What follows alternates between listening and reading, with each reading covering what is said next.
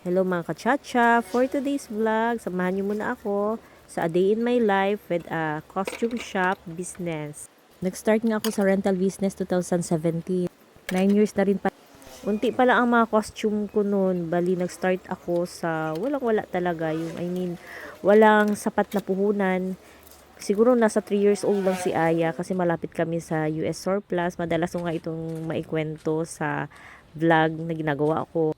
Every Tuesday, sa isang week, may delivery ang van from main surplus na branch nila dito sa malapit na branch dito. And then, pumupunta kami ni Aya, karga ko pa yung bata. Naghahanap ako ng pwede kong i-buy and sell. Una, mga baby stuffs. Tapos, may mga nahalo talagang costume. Tapos, ang ginagawa ko nun, binebenta ko pa. Bali, meron akong dinideliver ko sa isa na paparenta din dito sa MAA.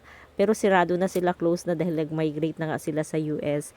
And then, hanggang sa kalaunan, naisipan ko na rin magparenta. So, dahan-dahan na nga ako nag-display ng mga gowns ng mga kids dahil nga may mag King and Queen of Heart ngayong 12 and 13. So, may mga package pa ako na hindi nabuksan. Last year pa dumating. Bali, ang laman nito mga gowns. Nagpatulong ako sa asawa ko dahil nga punong-puno na kami dito sa storage. Yan, natakpan nitong black. Puro costumes yan siya dahil nga nililigpit namin ang mga costume pag hindi season. I mean, pag hindi event, kung anong event yun ang ilalabas namin. Katulad ngayon, King and Queen of Heart at saka prom, ilalabas namin yung mga gowns dahil nga hindi ko dinidisplay lahat. Dahil hindi siya ma-occupy or hindi siya hindi kaya ng space na i-display lahat dahil sobrang dami. Lalo na pag ganito, King and Queen of Heart or prom, ang daming gowns. Tapos, pag UN naman, kung anong event, for example, UN, puro UN lang din ang i-display namin. So, matagal-tagal nga na walang event. Eto, naglinis ako, nagtanggal ako ng mga cobwebs, and then nagbukas ako ng parcel. Ang sadya ko nga sa package na ito ay ang tuxedo, kaya binuksan ko itong package na ito. So, ito nga, tinatapos ko na i-hanger ang mga gowns ng kids.